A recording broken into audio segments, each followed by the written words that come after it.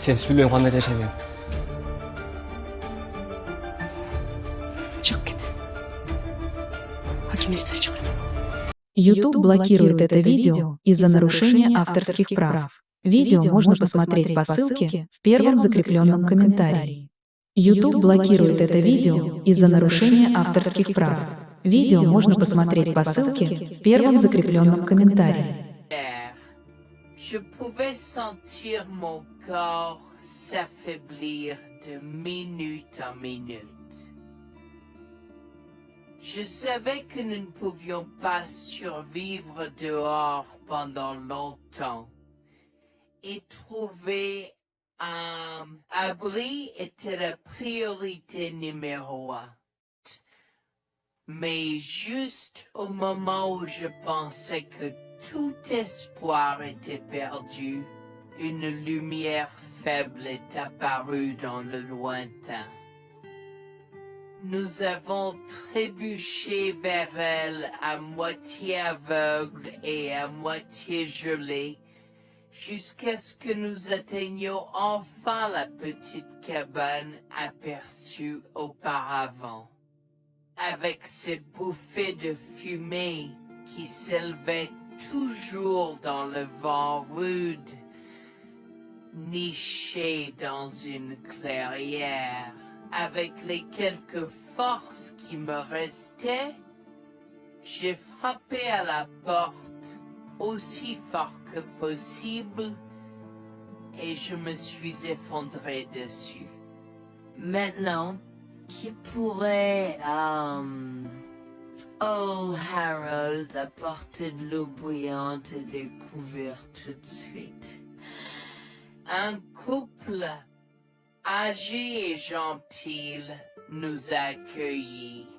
Ils étaient si aimables de nous permettre d'enlever nos vêtements gelés, de nous baigner dans l'eau qu'ils ont tirée pour nous et de nous asseoir près du feu avec une nouvelle paire de vêtements et leur offrant une soupe chaude et des couvertures pour nous envelopper.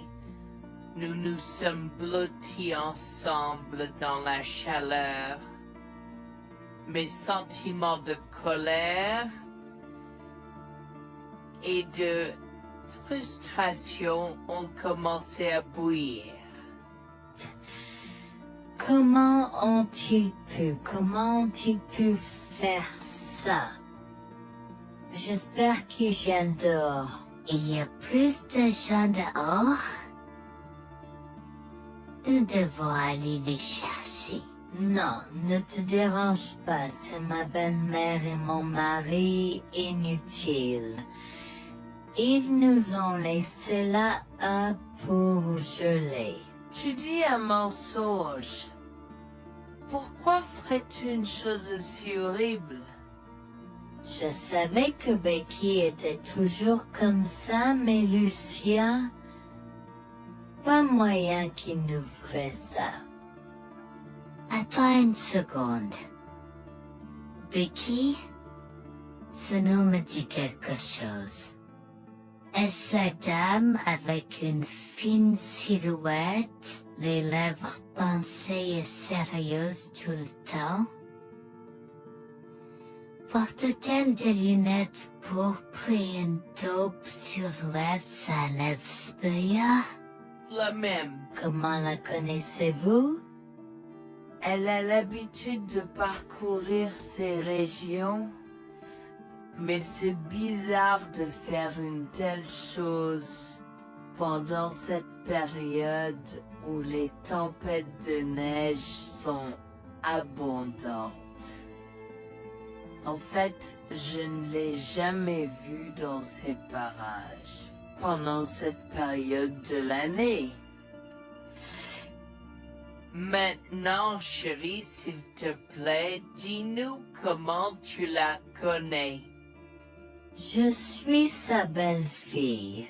Nous sommes venus de Floride parce qu'elle n'avait jamais vu son petit-fils Freddy depuis sa naissance. Je voulais vraiment qu'ils se lient d'amitié et se connaissent. Mais Anne semblait désintéressée, même après que nous soyons venus de si loin. Freddy était blotti contre moi, endormi dans mes bras, avec un sourire sur son visage. Dieu merci, il allait bien. Dieu merci, il était en sécurité. Comment son petit corps a survécu tout cela? Encore un mystère pour moi. Mais plus je le regardais, plus je devenais frustré par son père, inutile, et sa grand-mère. Elle est magnifique. Cela nous fait pleurer de savoir que cela se produit. Vous voyez, nous n'avons pas d'enfants. Nous ne pouvions pas en avoir. Alors nous avons décidé de venir vivre sur les montagnes. C'est la vie que nous avons toujours voulu, mais nous ne pouvons pas combler les lacunes dans nos cœurs. Donc, entendre que quelqu'un qui a la chance d'avoir un tel petit enfant a choisi d'être négligent est quelque chose que nous ne pouvons pas pardonner. Tu sais, j'ai toujours eu un drôle de pressentiment à propos de Becky, je te l'ai dit, Harold. Cette femme n'est pas normale dans sa tête. J'ai crié après eux leur disant d'attendre pour nous, mais ils ont juste continué à aller de l'avant.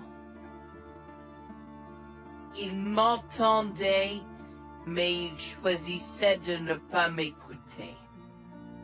Pourquoi aurait-il fait ça? Parfois, nous ne savons pas pourquoi les gens font les mauvaises choses qu'ils font. Tout ce que nous pouvons faire, c'est faire de notre mieux. Nous avons continué à converser le reste de la soirée, et aussi en colère que je fusse. Avec stade je m'ai fait cheveux merger parce que je savais que Lucien et moi étions exécurés. Le matin est venu et il semblait que la tempête de neige se soit calmée. J'ai cherché sur divers sites web pour trouver des rapports météorologiques indiquant que c'était maintenant sûr de se déplacer dans la ville. Et la ville. J'ai échangé des coordonnées avec Georgina et Harold, les remerciant pour tout l'amour et les soins qu'ils nous ont montrés. Il n'y a pas besoin de nous remercier. Nous avons juste fait ce qui était juste. N'importe qui, avec la moitié d'un cœur, aurait fait la même chose. S'il vous plaît, laissez-moi vous raccompagner chez vous. Harold et Georgina nous ont accompagnés à la résidence et, oh mon Dieu, nous avons trouvé Lucien et Rebecca assis confortablement sur le porche avant, comme si Freddy et moi étions sur le point de mourir la veille. Je suis sorti de la voiture et j'ai commencé à perdre les pédales. Qu'est-ce qui ne va pas chez vous, les gens? Comment pouvez-vous nous laisser là? Tu nous ralentissais et nous voulions voir la cascade gelée. Est-ce que tu plaisantes? Freddy aurait pu mourir la nuit dernière. Tu t'en fous, vous, Lucien? Pour être juste, tu aurais pu simplement rester à la maison si tu n'étais vraiment pas prêt pour cette aventure. Je jure devant Dieu, à ce moment-là, ma vision est devenue rouge. J'étais prêt à attaquer, à donner des coups de pied, à crier et à hurler pour que le monde entier entende à quel point ces gens étaient horribles. Non seulement ils nous ont laissés là, mais ils semblaient ne pas se soucier de ce qu'ils avaient fait. C'était presque comme s'ils essayaient de nous tuer.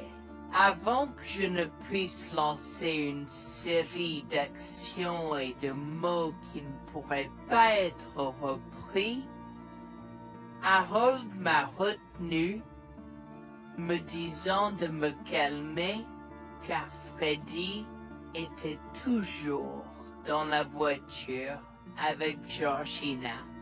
En assistant à toute cette scène, il m'a fallu un moment pour me calmer. Mais même si j'avais calmé, j'étais toujours agressif et argumentatif. Vous nous avez laissés là. Nous aurions pu mourir, Lucien. Tu t'en fous de ça? Tu t'en fous que ta mère ait essayé de nous tuer? Ne sois pas dramatique, Noémie. Elle n'essayait pas de faire ça. Regarde, la raison pour laquelle nous ne sommes pas revenus te chercher est parce que nous savions que tu trouverais de l'aide et un abri. Je veux dire, tu as toi-même indiqué cette cabane, n'est-ce pas? Il semble que tu aies obtenu l'aide dont tu avais besoin. Pas grâce à toi ou à ta mère. Je n'arrive pas à croire ce que j'entends en ce moment. Assez, tout le monde. Ne me donne pas mal à la tête. Comment peux-tu être si froid et sans cœur envers ta femme? J'ai la moitié d'une idée de venir te frapper. Essaie, vieil homme. Je te mets au défi. Écoute, Noémie. Je suis désolée que tu n'aies pas pu gérer un peu le mauvais temps, mais je jure qu'il n'y avait aucune mauvaise intention de ma part. Écoute, Noémie, je suis désolée que tu n'aies pas pu gérer un peu le mauvais temps, mais je jure qu'il n'y avait aucune mauvaise intention de ma part. Oh oui. Pourquoi diable irais-tu faire de la randonnée à cette période de l'année? Nous ne te voyons jamais pendant cette période, alors quoi maintenant? Pourquoi maintenant quand tu as un enfant qui ne voulait que se connecter avec toi? Quelqu'un pourrait argumenter que ce niveau de négligence grossière était intentionnel, Becky. Tu es une personne malade et pathétique. Cela a semblé faire fondre l'extérieur froid et dur de Becky, qui avait l'air douloureuse, du moins pendant un instant, avant de revenir à son extérieur de méchante sorcière de l'Ouest. Je ne sais pas ce que tu essaies d'insinuer, mais si tu cherches une bataille, je peux t'assurer que tu la perdras. Tu oublies que je suis une femme riche. J'ai accès au meilleur. Voyons comment ton petit argument va se passer en cours, vieil homme. Vous êtes pas là avec votre malade joueuse sourire. Je souhaite que vous restiez fiers. Tu sais quoi, Noémie?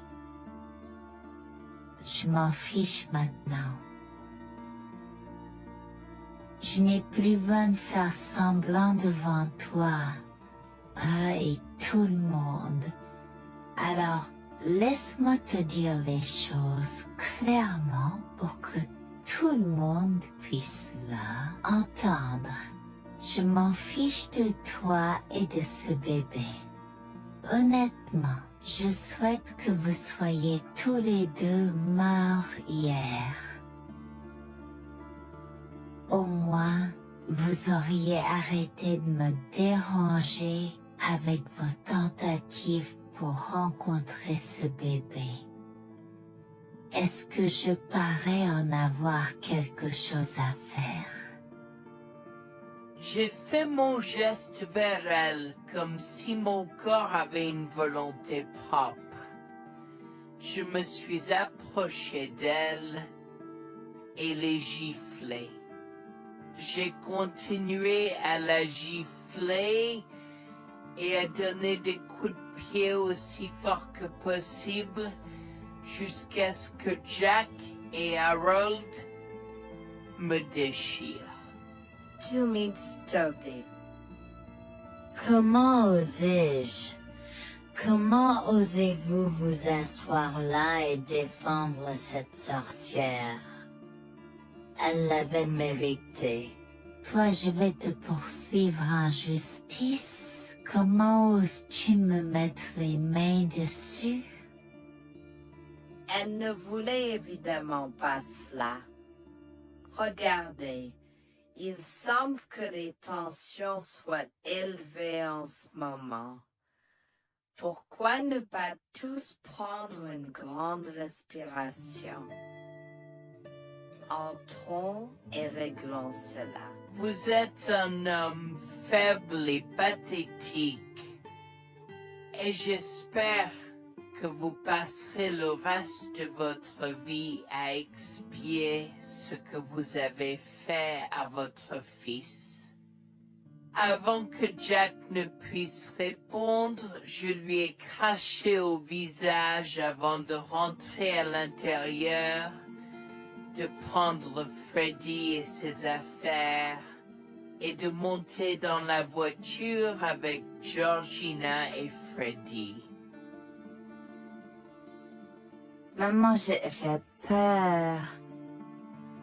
Que se passe? Tu crois que tu combattu grand-mère? Chérie, je suis vraiment désolée que tu aies dû voir ça. Les choses sont beaucoup plus compliquées ici et je ne veux pas te mentir. Mais je crains que tu ne sois un peu trop jeune pour comprendre. Mais pour l'instant, je suis désolée de devoir te dire que pour l'instant, il semble que grand-mère et papa ne veulent pas de nous ici. Nous ne pouvons pas être ici parce que papa et grand-mère ne sont pas très gentils et je ne veux pas que tu sois autour de personnes qui ne sont pas gentilles. Mais Georgina et Harold sont gentils, n'est-ce pas? Oui, j'aime Georgina et Harold. Harold et Georgina peuvent-ils être mes grands-parents? Oh mon Dieu, mon petit enfant, tu me fais pleurer. Bien sûr, je peux être ta grand-mère. Oh mon Dieu, mon petit enfant, tu me fais pleurer. Bien sûr, je peux être ta grand-mère. Je serai toujours ton ami et je te promets de prendre soin de toi si tu as besoin de moi. Harold a pris la voiture et nous a emmenés à un hôtel où nous avons pu nous reposer et nous remettre de nos émotions, mais malheureusement tout l'événement était un peu trop difficile à gérer. J'y avais très peur pour l'avenir Board of Dieu, tant Freddy que moi, car cela signifiait le divorce. Mais j'avais peur, Bertie, qu'ils obtiennent la garde de Freddy.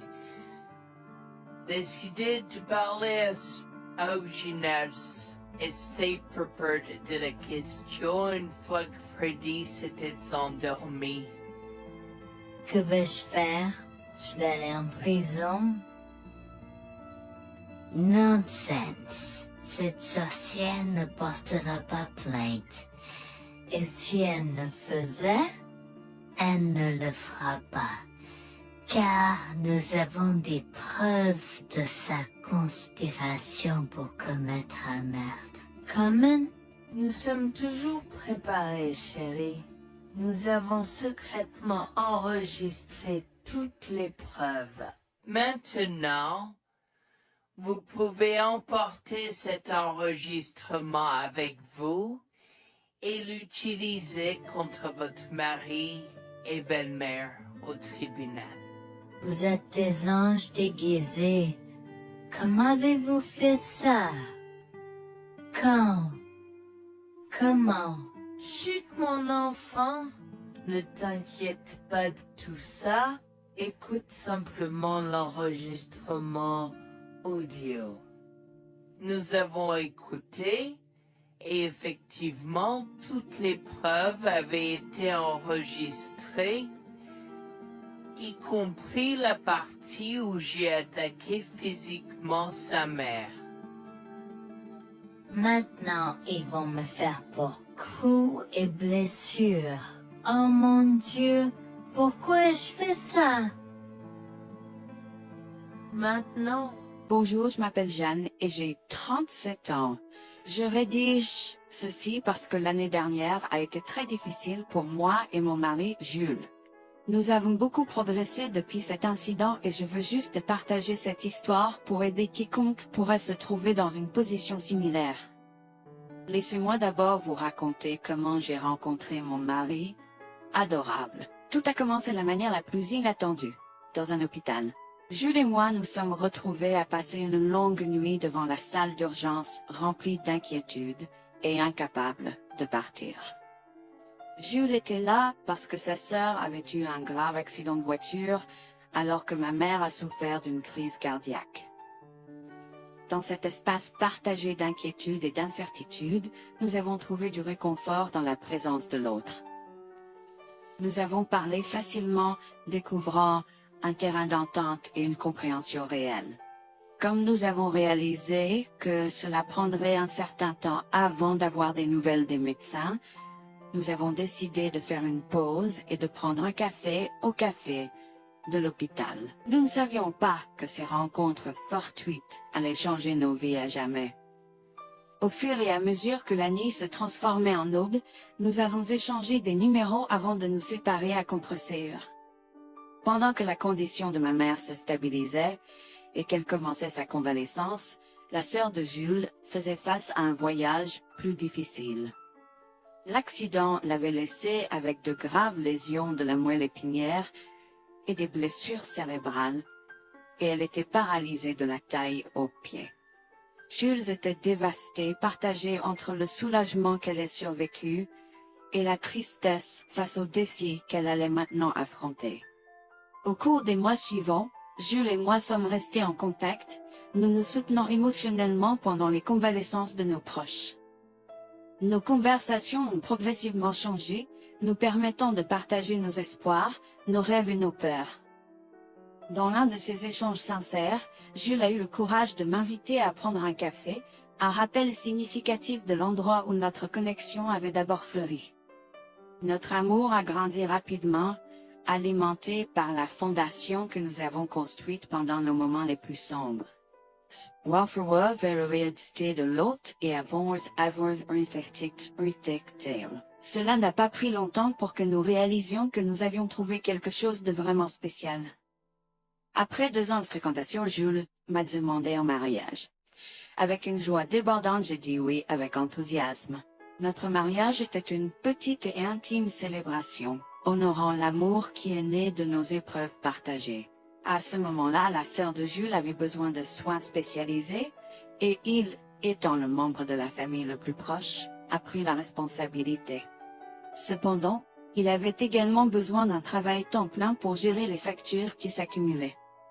Inquiète qu'il soit accablé, Jules a travaillé sans relâche pour subvenir aux besoins de sa sœur et de notre avenir ensemble. Un jour, je l'ai assis et l'ai rassuré en lui disant que nous étions une équipe faisant le défi de la vie ensemble.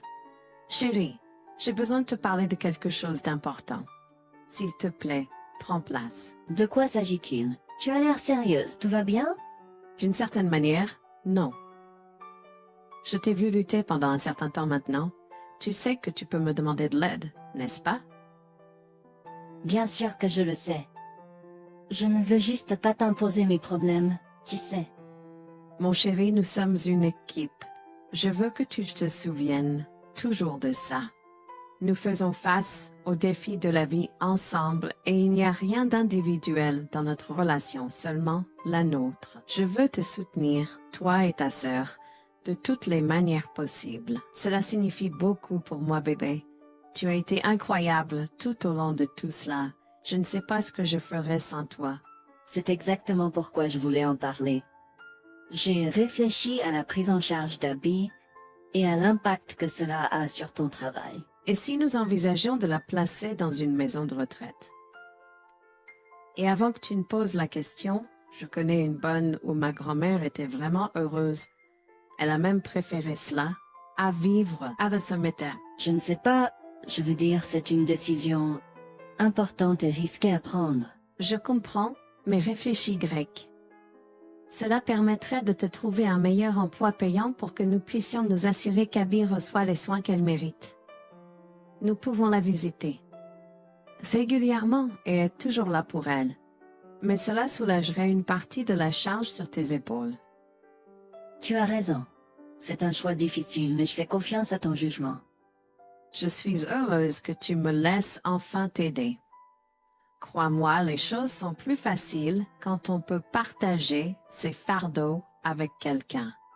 Je veux dire, c'est comme ça que nous nous sommes trouvés, non? Comment pourrais-je jamais l'oublier?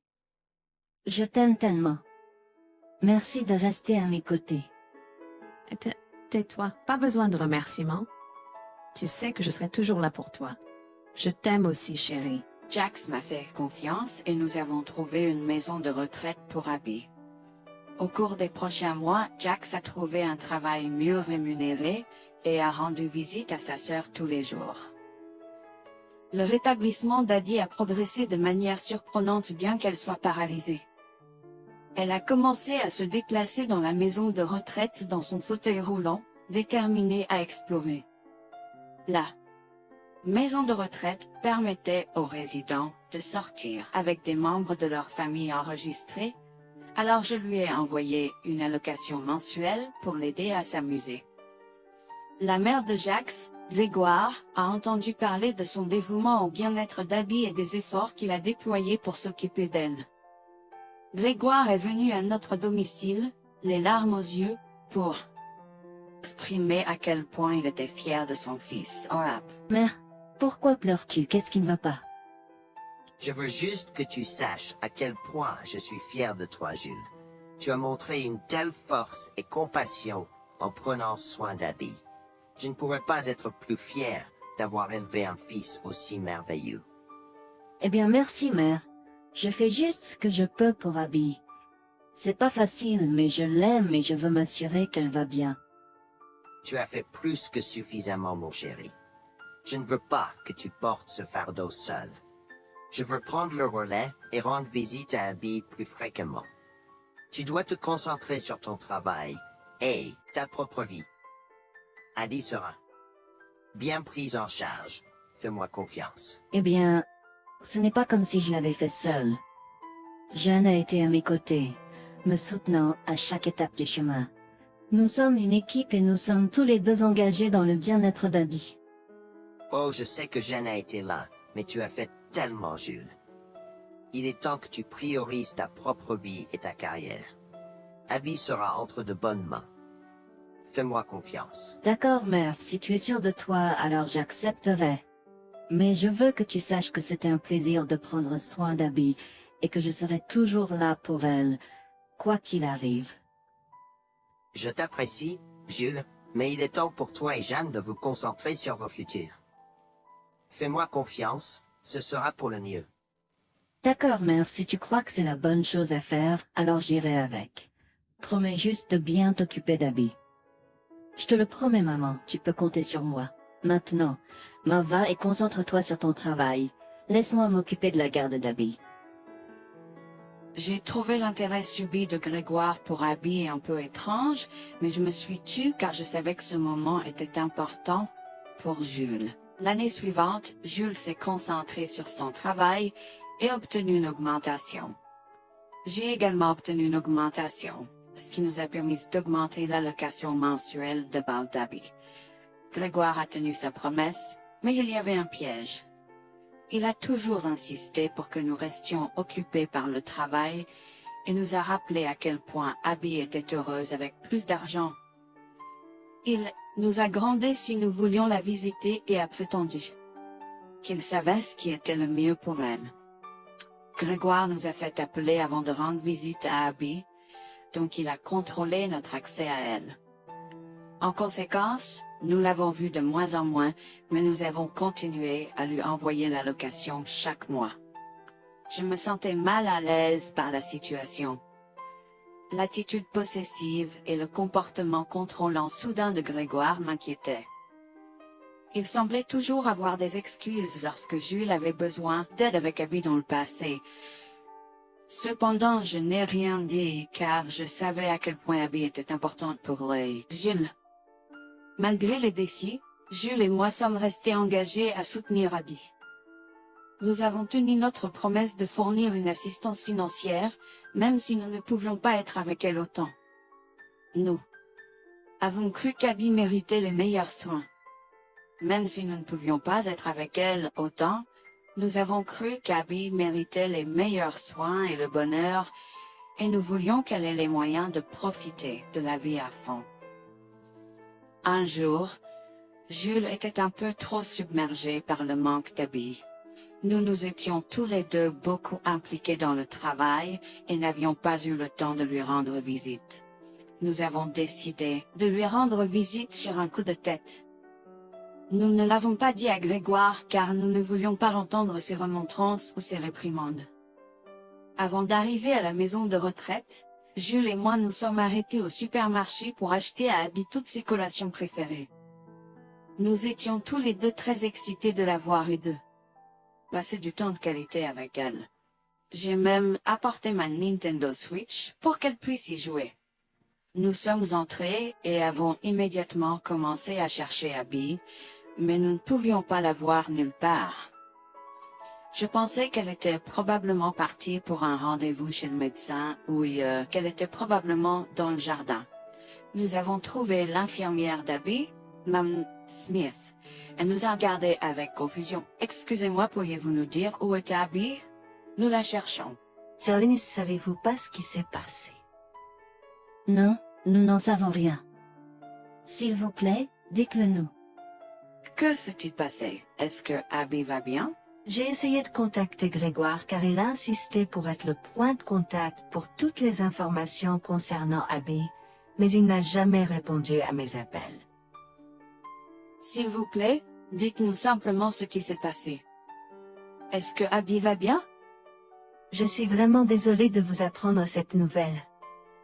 Alors que nous administrions un nouveau médicament à Abby, son corps a eu une réaction sévère. Elle est tombée en état de choc, malgré nos efforts et d'aide. Quoi? Quand cela s'est-il produit? Cela s'est produit il y a 2 mois. 2 mois? Comment cela est-il possible? Pourquoi n'avons-nous pas été informés?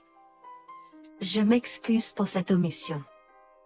Nous essayons de joindre Grégoire comme il l'avait demandé, mais il semble qu'il n'a jamais reçu nos appels. C'est incroyable. Nous aurions dû être au courant, nous aurions dû appeler Abby. Merci de nous l'avoir dit, Manager Smith. Nous aurons besoin de temps pour traiter cela. Pouvez-vous nous laisser un peu d'intimité? Bien sûr, prenez tout le temps dont vous avez besoin. Je serai là si vous avez des questions ou si vous avez besoin d'aide. Je suis vraiment désolée pour votre perte. Je pouvais sentir le monde de Jules s'effondrer et le mien aussi. Bien que Abby ne soit pas ma propre sœur, je la traitais comme telle.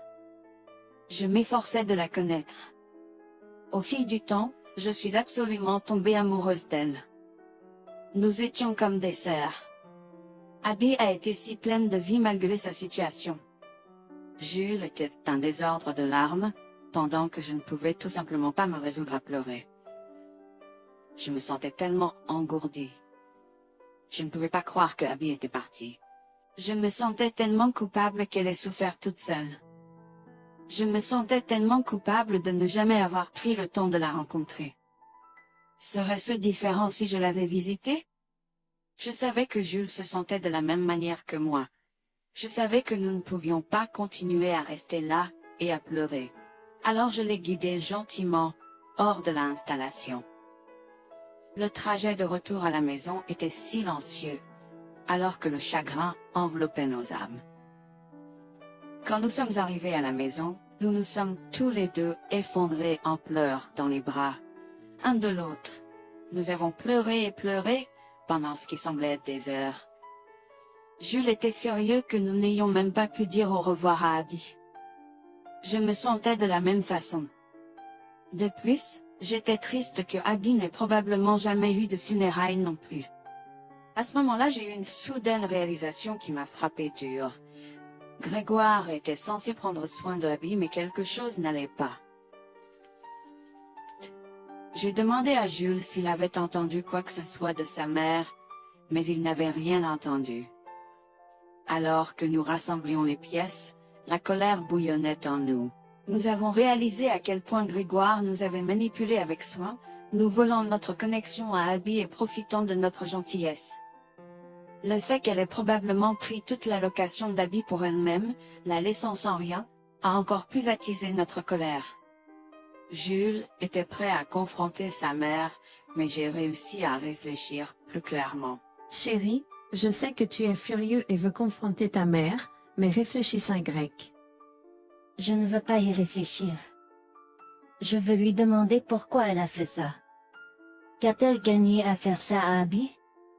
Moi aussi, je veux savoir la même chose, mais tu sais qu'elle niera tout ce que nous disons ou trouvera un moyen de nous blâmer pour tout.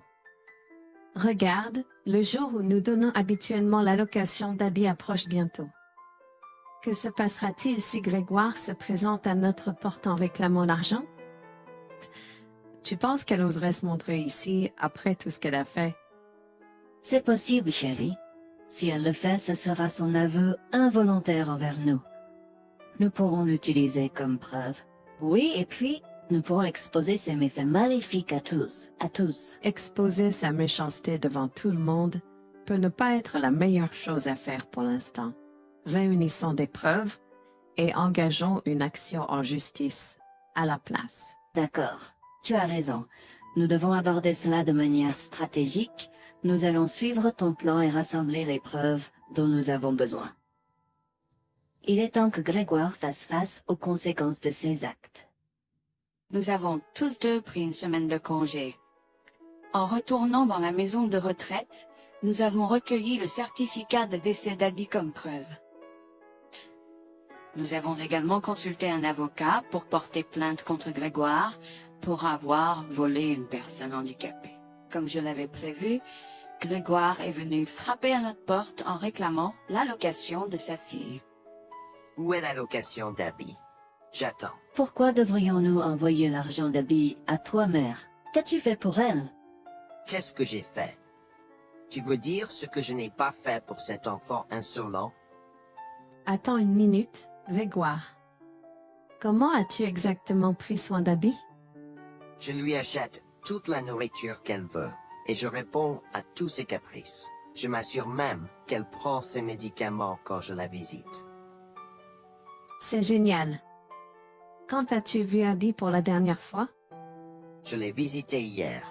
Je suis seulement ici parce qu'elle s'inquiète que tu ne lui aies pas envoyé son allocation. Comment oses-tu mentir à mon visage? Je ne mens pas. Qu'est-ce que tu veux dire? Comment oses-tu m'accuser de mentir? Tu es aussi ingrat qu'Abby. Sans hésiter, je tends à Grégoire le certificat de décès d'Abby, ma dégoût visible dans mes yeux, alors qu'elle le regarde avec stupeur. Grégoire a vacillé, tentant de s'excuser. Quoi? Non, ce n'est pas vrai. Ma petite fille. Je suis désolé, Jules. Je suis désolé. Enregistre tes excuses, mère. Tu n'as fait que l'insulter depuis que tu es arrivée. Tu es dégoûtante. Nous avons déjà engagé des poursuites judiciaires contre toi pour tes crimes. Nous avons des preuves de ta négligence. À bien, tribunal. S'il te plaît, Jules, ne fais pas ça. Je souffre autant que toi. S'il te plaît. Arrête. Quitte notre maison et ne nous adresse plus jamais la parole. Nous ne voulons plus rien avoir à faire avec toi. S'il te plaît, ne me conduis pas en justice. Je suis désolé. Il est trop tard pour les excuses. Tu as fait tes choix et tu devras maintenant assumer les conséquences de tes actes. Petit à petit, Jules et moi avons pris des précautions et enregistré notre conversation avec Grégoire.